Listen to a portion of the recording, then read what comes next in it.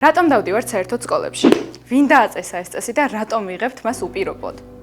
ჩვენი ცხოვრება თითქოს წინასწარ დაწერილი სცენარის მიხედვით მიდის. სკოლა, უნივერსიტეტი, სამსახური და ოჯახი. ეს არის ნორმალური გზა, რომელსაც მილიონობით ადამიანი მიჰყვება. და ამ გზას ვითომ ჩვენი ნებით ვირჩევთ? მოდი დავფიქრდეთ, რამდენად ხშირად ვიღებთ გადაწყვეტილებებს მხოლოდ იმიტომ, რომ ასეა მიღებული. პროფესიის არჩევისას ხშირად ხელმძღვანელობთ არა საკუთარი სურვილებით, არამედ იმით, თუ რომელი პროფესია პრესტიჟული ან მომგებიანი. და მხატვარი მინდა გამოვიდე. რა მხატვარი შვილო? ფული არ გინდა? იურისტი უნდა გამოხვიდე. უნდა დაგვიცვა და გვასახელო. კაიდეთ. თუნდაც ჩვენი ჰობი, ჩაცმულობა, გემოვნება. თითქოს ამ ყველაფერს ჩვენი ნებით ვირჩევთ, მაგრამ რეალურად ეს ადაპტაცია იმ სოციალურ წრეებთან, რომელშიც ვიმყოფებით. აუ, ნახე, ამ ჯინსების ყიდვა მინდა და რას ფიქრობ? ეს რა არის? რამე ნორმალური იყიდე, მაღალწრიანი ჯინსები აღარავის აღარაცვია. კაი.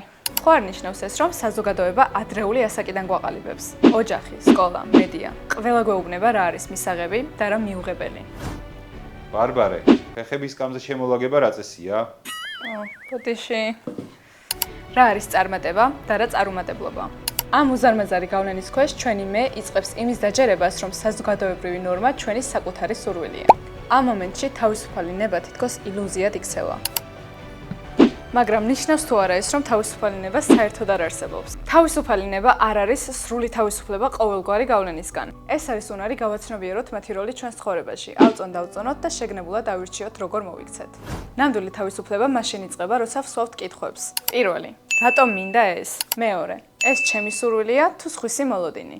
მესამე, ზად ვარ წავიდე სხვა გზით, თუნდაც ეს გზა არაპოპულარული იყოს. ჩვენი ცხოვრების გზა შეიძლება დატვირთული იყოს საზოგადოებრივი მოლოდინებით, მაგრამ არჩევანი ჩვენზეა. მივყვებით დინებას თუ ვეცდებით საკუთარი გზა გავიკვალოთ.